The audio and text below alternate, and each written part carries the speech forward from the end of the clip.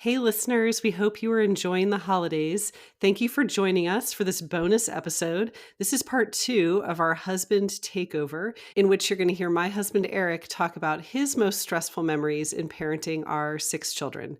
We hope you enjoy. Hi, and welcome to 10 Kids, 2 Docs, Parenting Insights from Pediatrician Moms. I'm Dr. Sylvia Bank. And I'm Dr. Vivian Carlin. Welcome back. Welcome back. We are so excited today because we are being joined by 2 special guests, our husbands, Joseph Bank and Erik Carlin. First of all, I'd like to introduce my husband, Joseph Bank. While I'm not a doctor, I do think of myself as an experienced parent and somebody who enjoys parenting, so might have some advice on those fronts. Great, welcome. This is my husband, Erik Carlin. Yeah, Vivian deals with anything medical in our family, anything related to parenting, but hopefully I can share some insights as a dad. Well, thank you for joining us, and let's jump in. Welcome to the 10 Kids, 2 Docs podcast. Seasoned pediatricians and longtime friends, Sylvia Bank and Vivian Carlin have counseled thousands of parents and are raising 4 and 6 kids, respectively. Join these doctor moms as they incorporate fun and their combined wisdom and experience to share parenting insights for anyone looking for practical and trustworthy guidance. Please note that this podcast is not intended to be a substitute for professional medical advice, diagnosis, or treatment from your doctor. We are 10 Kids, 2 Docs, but you guys are still a part of that 10 kids, right? There are kids and your kids too. So our big theme and what's really drove us to create the podcast and continue our programming is this thought of parents under pressure. Based on a Surgeon General advisory last year, parents today feel a lot of pressure parenting. And we spent in our season opener talking a little bit about our personal moments in parenting where we felt was high pressure. So we were hoping that as parents of, 4 and 6 kids respectively, maybe you could share with our audience your personal parents under pressure moments. The question was, when have I felt most kind of under pressure as a dad? And, we have 6 kids. And so in talking to people, that almost always creates some sort of reaction in another person when I say that. I'm sure you guys don't get that with only 4. No. 4. You have 50% more. Yes. But, I always joke that everything's bigger in Texas. But I'll say that 0 to 1 is the hardest because you have to really transition from your life is not your own anymore. It's not about, even when you get married, your life is kind of not about it's not your own anymore. It's about you and your spouse, but you still have adult related activities and things you're doing. As soon as you have your first child, it now really becomes about, more than just the husband and wife. Yeah. So like to me that the hardest transition is 0 to 1. I'm going to agree 100% on that. Yeah. 0 to 1 by far. When we had the second child, I knew that I could help by taking care of the first child while she was taking care of the newborn or the second and third or the second, third and fourth or whatever. And I also had some familiarity now with and I know what my role will be if and when I do take care of whatever. So part of that, not knowing what your role thing, totally goes away with the subsequent children too. Right. Exactly how you're going to help or whatever. Yeah. And the time thing is a whole other aspect of it though. Time going from I might have 3 or 4 hours every day after work where I can just do whatever the heck I want. Take my spouse into account, but whatever too. Sure. I'd be pretty lucky with the newborn if you had 30 minutes a week, right? Totally unaccounted for time. Yeah. That's a pretty sharp change. I fully agree too. I always tell people 0 to 1 was the hardest. And that's even with the adoption, which doing it through the foster system is an exceptionally stressful time. Well, that's actually, if I were to just thinking about our, parenting career, if you will, so far, I think 0 to 1 is the hardest. I always joke that each child after that is just asymptotically approaching chaos. Mm-hmm. I have a chart of basically all the unique connection points every time you add an additional N to the grid. And that just basically represents every point at which someone could argue with somebody else. And as you're adding a child, it's do the math on that, Joe. With 8 people, it's 8 people. How many connection points? It's 150 different ones or something. It's insane. But so you asymptotically approach chaos. But I think for me, the point that I would say I was most under pressure is shortly after we ended up taking in our youngest two, which we ended up adopting eventually, but we had 4 at that point. Our fourth was at the time just out of diapers, if I remember, or almost out of diapers. Yes, I've talked about this on the show. You know, having changed diapers for I don't know how many years at that point, you know, we were kind of excited about that. Yeah. And then, you know, we were going to, our intent was really to adopt one. No, our intent was to adopt 2, but we always said we would do it one at a time because we didn't trust ourselves to be able to take on the difficulty of 2 at once. We were worried. Our intent was to kind of go, you know, slower. Yeah. And we ended up getting a sibling placement. Mm-hmm. So we went from 4 to 6. I kind of joke, it's like having twins when you know, want to have your last child. And we went from having basically one that was just out of diapers, who ended up regressing when we brought in the other 2, to having now 3 in diapers. Half your kids are in diapers. So 3 in diapers, that was a low point in parenting. That's a stressful point. Yeah. So I think that was just generally a very, you know, stressful time. I think too, I mean, it's sort of unique to our situation, having, you know, doing sort of foster to adopt, but there's also just a lot of emotional things going on in our family as we were, you know, adjusting 2 kids in our house, accepting them, and, you know, having conversations. So in the midst of all of that and all of the sort of, you know, physical caretaking that was required, I think that's probably, as I just sit here and think about it, the one moment that sort of emerges as being under pressure the most. I remember we went on vacation together after you had adopted. And I don't know if, Joe, you remember this. Oh, I'm sure I remember. We went to... I'm not sure we're going to... I think I remember the vacation, but I'm not sure we went to Yellowstone National Park. You guys were doing a road trip, and we met you there for the week. And during the latter half of that trip, we rented a vacation home. You know, so our 2 families were in this vacation home, and we were having this exact discussion. I think me, Joe, and you.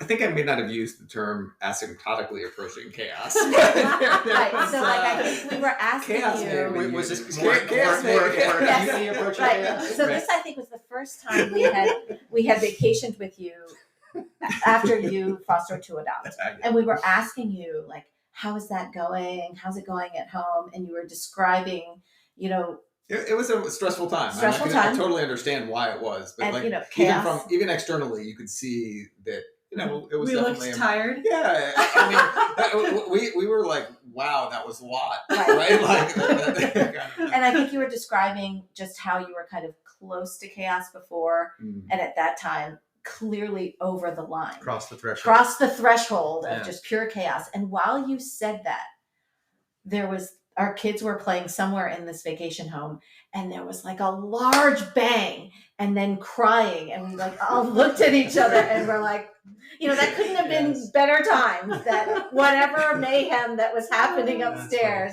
it just kind of got released at that moment. So it was just kind of a comical moment for the chaos of your life. I don't remember that specific event, but I'm sure it happened. Just so many things are just a blur of that period. So my memory of that time, as like you know, we always kind of talk about these parenting stressors and then sort of the practical tips we had on how to relieve them. My memory of that time, because that was also an exceptionally busy time for you at work. Yeah. I had really worked to clear my work schedule because I was in the ER, I was doing shift work. So I could clear my shifts. I knew it was going to be busy. So I'm almost like when you have a new baby, I blocked shifts for a period of time. But I remember you would have your weekend time at home because you were so busy during the week. And I just remember, like, time after time, like, we would hit Friday night and you and I would sit there with like a piece of paper and like list all of the things that were difficult. And we would like create this like way to kind of make life easier. And it usually involved like some series of baby gates and diaper changing stations and like any type of like what baby equipment can help in this situation reduce some of the stress. Like, we were very analytical, like, let's solve the problem with the resources that we have, because we just need to get through this. Well, because we were talking about being purposeful earlier, right? It's like or intentional, being intentionality. So really sitting down and not letting that overwhelm you, but sit down and say, okay, what can we control? Yes. What can we There's control only here? certain, yes. Yeah. And then, being able to just kind of chip away at it, like Yeah, each I week remember- a little tiny bit. Yeah, Because at the time, our youngest, he was almost 3, and then our daughter, who came next, was almost 2. And I remember one of my specific challenges after the end of 1 week was like, I need a way to be able to separate them. They cannot be together all day. Like they are going to hurt themselves and drive the rest of the house crazy. And so we had to create a system where like they could both be in separate places safely without me being present. Like I needed to know that there was a way to divide them once in a while safely to do their own thing. Interesting. Yeah. So as an engineer, we would discuss that. And then often it was like my responsibility to like engineer the solution. Oh yeah. And you would also offload, you've always been gifted at this. I think this is because your dad was an architect. You would do these like practically 2-scale drawings, like 3-dimensional of like our house and gates and whatever. I mean, they were like these beautiful drawings you would create while we were talking. So I wanted to like maybe vibe off, Erik had talked about, the purposefulness in both of our parenting. What like I hear about in both of our parenting is not just the purposefulness, like the team problem solving purposefulness. Like what, I mean, cause I know personally what we do, right? I don't always know exactly what you do, but like even just listening to that or whatever, the like sitting down with a sheet of paper, or like Sylvia and I often go for like a walk where we problem solve something, where like the goal of that is to like, okay, let's like hash out what the current parenting problem is. We'll talk through a variety of solutions and we'll try to like then like agree on like, okay, what's the best path forward? And it sounds very much like you guys are commonly, doing that or whatever. And I think, that's a great technique in terms of making sure we're both on the same page, making sure that we're purposeful about it, making sure that like everybody feels heard. And part of it is honestly just hearing the emotion of like what was hard and what can be helpful as well. Oh, it's just for sure. Somebody being sympathetic to like, those 2 kids going at it, that was driving me crazy too. Even if we can't necessarily find the ideal solution that will prevent it, having somebody to talk through and heard you about it and maybe come up with ideas, it's just a really useful parenting thing. So I think the ability to take some time together and purposely, make these kind of joint decisions and hear each other out, I think is part of what I think makes both of our parenting more effective than it would be otherwise.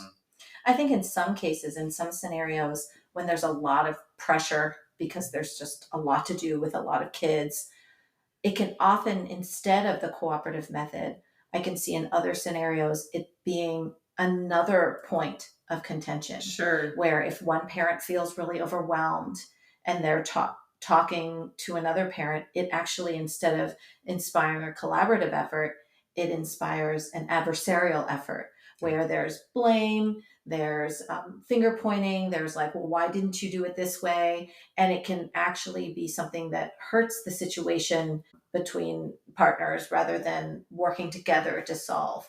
And I do remember there's been periods of time where I felt very stressed, where I'm describing a stressful situation. And as our children are getting bigger, sometimes the defense of those children can kind of get in the way of venting or talking about emotions and problems from one perspective. And there have been times where I'm talking about a stressful situation with one of our kids where there might be some defensiveness involved, where I will say to you, I just need you to listen to me complain. Yes. Right? Like, I need you to hear me. And it's not your time right now to tell me everything I'm doing wrong. This walk is for me to tell you. I've never made that mistake. How stressful this current situation is. Well, yeah, so and then we can problem solve later. This might just be, I mean, maybe it's a male-centered thing, maybe it's an engineer thing or whatever, but like, you come to us with a problem and our instinct is, maybe if you just put, the cross beam here and, whatever. I think I've actually gotten better. Come back and talk to me. I think I've gotten better where there are times where I come to you and I'm like, okay, I just want to preface this by, I just need to complain to you for a minute. Yeah. I'm going to vent fully. No, it is helpful to sometimes. Otherwise, I'm going to have to stop you and say, nope, I don't want to hear your ideas on how to solve the problem. Right. I just want to vent because this is so incredibly frustrating. Right. So I think that what we're saying as a common theme here, obviously having 4 and 6 kids respectively is stressful, but how do we manage to deal with that stress in a partnering, cooperative way. You want to collaborate on it. As opposed to, you can imagine, sometimes that stress might drive a couple apart because it just is a seed for other arguments. Working together as a team and figuring out how to collaborate and, relieve each other when necessary, whether it's just hearing someone vent or giving someone a break. I have to admit, I'm sure there were times I just said, go sleep, or I'll take. I'm sure there were. I'm sure there were. You were probably so sleep deprived. It's a blur. It definitely happened. I'm sure it's happened. I'm sure there were. But again, working together as a team, I think is really beneficial in terms of reducing the pressure, right? Because you've got more energy and parties to absorb it. Yeah. I also feel like they're beyond just the couple and the collaborative effort. There's the support that we have as the four of us as friends. We do know a lot of each other's stories because we support each other as couples, right? Yeah. Misery loves company sometimes, and to be able to talk about our stressful moments and relate to each other and support each other as a community can be helpful as well. One of my favorite comments ever was hearing this parenting apology when your second was kind of colicky because your first as a baby was an angel. And our first was more difficult. Like I remember there was this moment, we kind of just assumed you guys were bad parents and we were really great parents. Sorry about that. It was like, all right, that has created a nice bond. Having now 6 kids, and I'm sure if we had more, we would see even more variety. But, it's funny because if you only have a few kids, you might think, oh, right. Somehow I'm going to take credit because I'm really good at this. Our middle son is like a super picky eater. And so you've always said I've talked about this. We hadn't had him, we would have thought, great chefs. So good. Nice. So I would have thought, all you people with picky eaters, what are you doing? What's your problem? Come on. So. It does give you more overall sympathy with other people's situations when you've seen a little bit more variety. And we talk about that a lot, about another pressure point in parenting is the judginess, how other people can judge you when your child is going through something or having a moment. That ridicule that you can feel from other people judging you can be very unpleasant, right? So I will say, I think we're going to have to, see how our listener feedback goes to decide if we invite you again sometime. Yeah, maybe you guys can be. This will be your most listened to episode. That's because Joe's going to put it on his YouTube channel. So when I link it to my channel, all of my followers, they will all come here. Yeah. I'm not sure how many of them are parents, though. I think that my demographic is actually like 20 to 30-year-old men. They're preparing. I know, right? And you're showing that you're a dad too, right? Yeah. You wear multiple hats. So thank you so much to our special guests for coming on. I hope you had a good time on our show. Yeah, maybe you'll invite us back sometime. I really enjoyed this discussion. Thank you. Yeah. Well, this has been 10 Kids, 2 Docs. I'm Eric. And I'm Joe. See you next time. See you next time. See you next time. Thank you for listening to 10 Kids, 2 Docs, hosted and created by Sylvia Bank and Vivian Carlin. If you enjoyed this episode, please subscribe and recommend our podcast to other listeners. Visit our website at 10kids2docs.com, where you can find links to social media and leave comments or suggestions. Back next week with more topics in parenting.